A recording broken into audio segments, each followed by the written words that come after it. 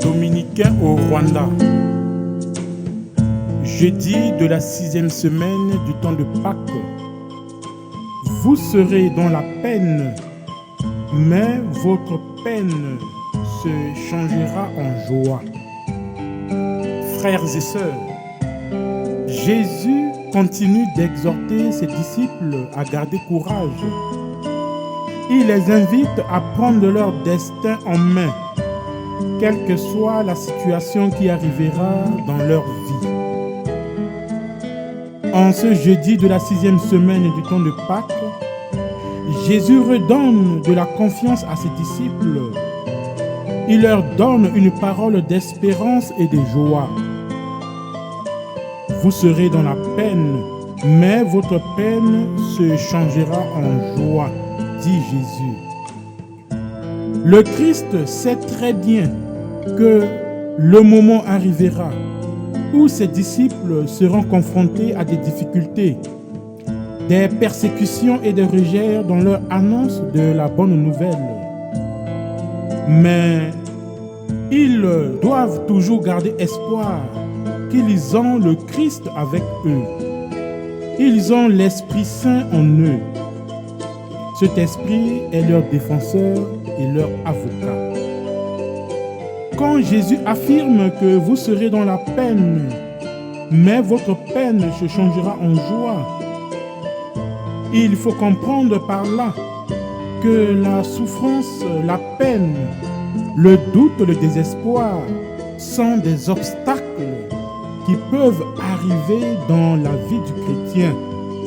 Mais cela n'est pas un frein, un blocage dans son cheminement. Bien-aimés du Seigneur, il nous arrive parfois d'être confrontés à des blocages dans nos vies, tant familiales que professionnelles. Le Christ ressuscité nous réaffirme cette parole. Votre peine se changera en joie. La vie chrétienne est une vie de joie, une vie de bonheur, de jubilation. La souffrance n'aura jamais le dernier mot sur notre destin. Voilà l'espérance des chrétiens d'aujourd'hui. Nous sommes dans une situation parfois terrible, parfois dramatique, parfois chaotique. Le Seigneur nous rappelle aujourd'hui que notre peine se changera en joie tant que nous demeurions dans son amour, tant que nous soyons toujours ses fidèles, ses amis. Que rien ne retient notre joie, notre jubilation en tant que serviteurs, en tant que disciples du Christ. Que le Seigneur nous donne la force, l'endurance de pouvoir supporter et surmonter toutes les difficultés qui arriveront dans notre vie. Que la Vierge Marie intercède pour nous, afin que nous gardions toujours courage.